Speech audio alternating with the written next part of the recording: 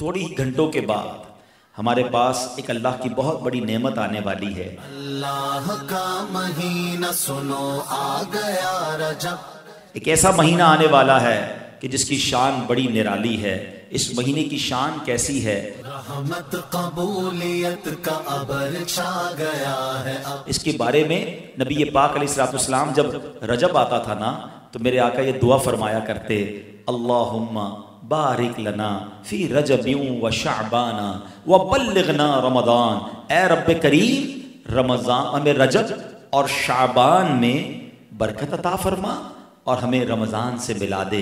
رجب کا احترام کرنا یہ اللہ کو کتنا محبوب ہے۔ حضرت عیسیٰ روح اللہ علی نبینا علیہ الصلوۃ والسلام کے دور کا میں آپ کو ایک واقعہ سناتا ہوں کہ ایک شخص تھا، ایک مدت سے ایک عورت کے بارے میں اس کے دل میں برے خیالات تھے، اور ایک بار اس کو موقع ملا، اس عورت پر اس نے کنٹرول حاصل کر لیا۔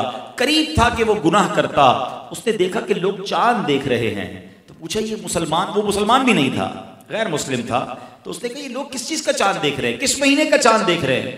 تو کہا مسلمان جو ہیں رجب کے مہینے کا چاند دیکھ رہے ہیں۔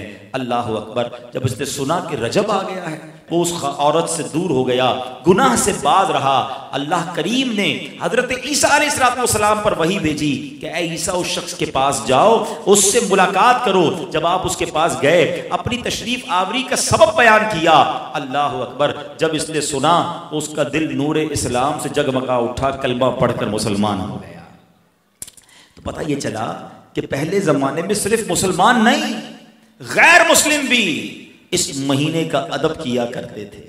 رجب کے ورڈز کتنے ہیں؟ 3، را، جیم اور با۔ سبحان اللہ! علماء کہتے ہیں اس کی انٹرپریٹیشن بڑی خوبصورت علماء نے بیان کی۔ را سے مراد رحمت الہی، جیم سے مراد بندے کے جرم، با سے مراد بر یعنی بھلائی۔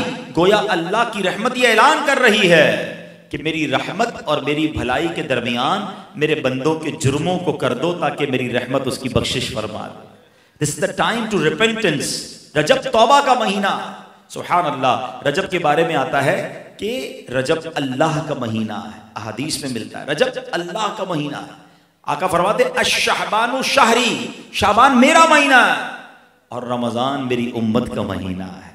تو یہ بہت خوبصورت سیکوینس شروع ہو رہی ہے۔ یہ مہینے ضائع کرنے والے نہیں، ہاں یہ مہینے اللہ کی رحمت کو لوٹنا ہے اس مہینے میں۔ اور سبحان اللہ!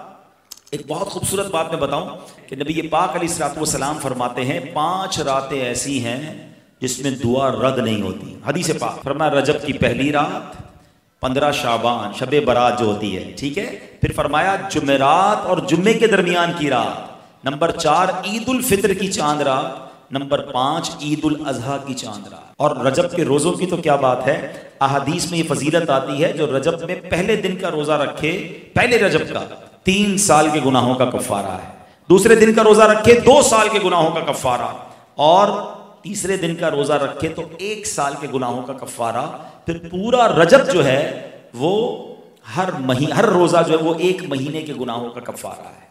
اب تو سردیوں کے دن ہیں، ویسے ہی ہم میں سے کئی لوگ لیٹ لنچ کرتے ہیں، 6 سوا 6 بجے افطار ہو جاتا ہے، تو ہو سکے تو نفلی روزے رکھیں، یہ عبادت کا مہینہ ہے۔ علامہ صفوری رحمۃ اللہ تعالی علیہ فرماتے ہیں کہ رجب بیج بونے کا مہینہ ہے، شعبان پانی ڈالنے کا مہینہ ہے، اور رمضان فصل کاٹنے کا مہینہ ہے۔